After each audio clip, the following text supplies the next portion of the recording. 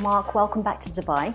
Thank you very much. Now, you are a first for me because I have never interviewed or come across a colour specialist. So you're basically the founder of Colour for Life, which is a training school for colour psychodynamics.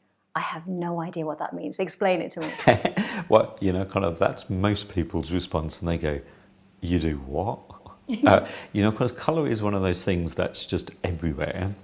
And my bit is to actually slow everything down and make people really think differently and see colour differently. So colour psychodynamics is really looking at the psychology of colour, but also really looking at how the soul communicates through colour and through our likes and dislikes. Well, you see, when you said the soul, that fits so well with Soul Traveller, because one of the messages you have on your website, which I loved, is that colour in its healing context could be best described as a sign language of the soul. I love that. Can you tell me the deeper meaning behind it? Yep. So, very, very simple.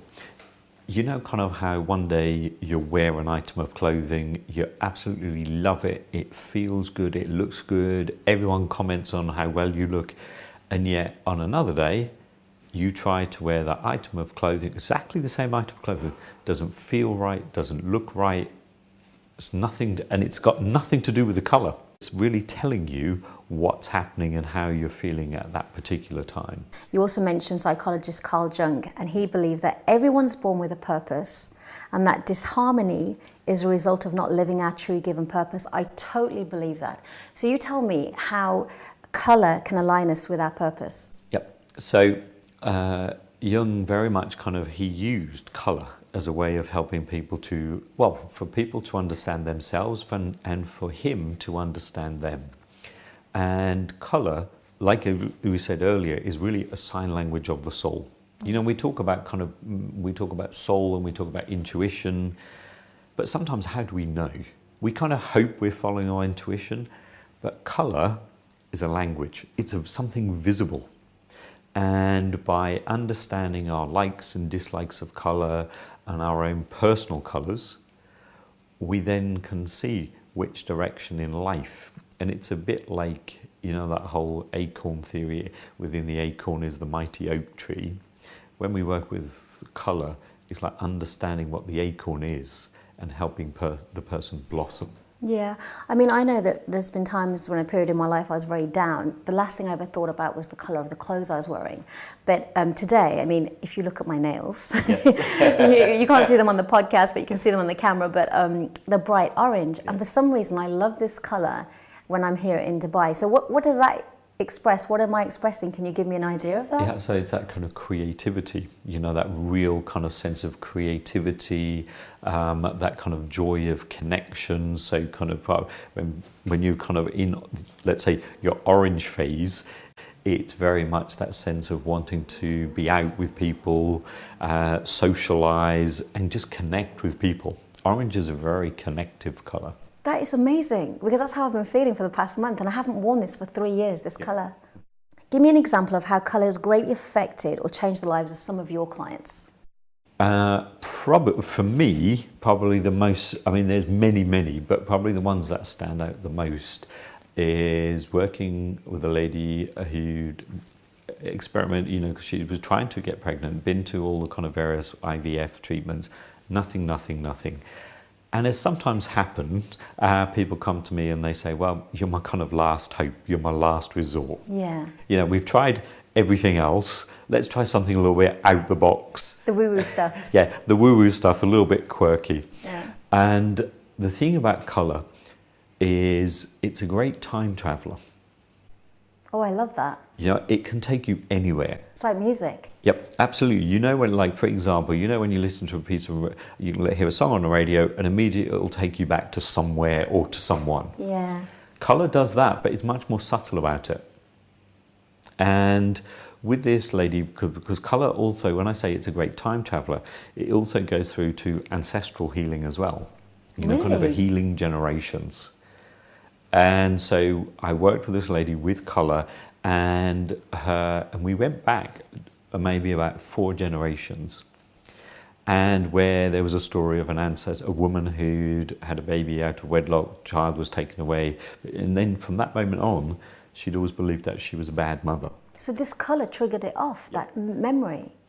We just work, there's a specific way of working with ancestral healing with colour, and as we were working, she was telling me that she could feel this kind of heat and burning in her kind of ovaries.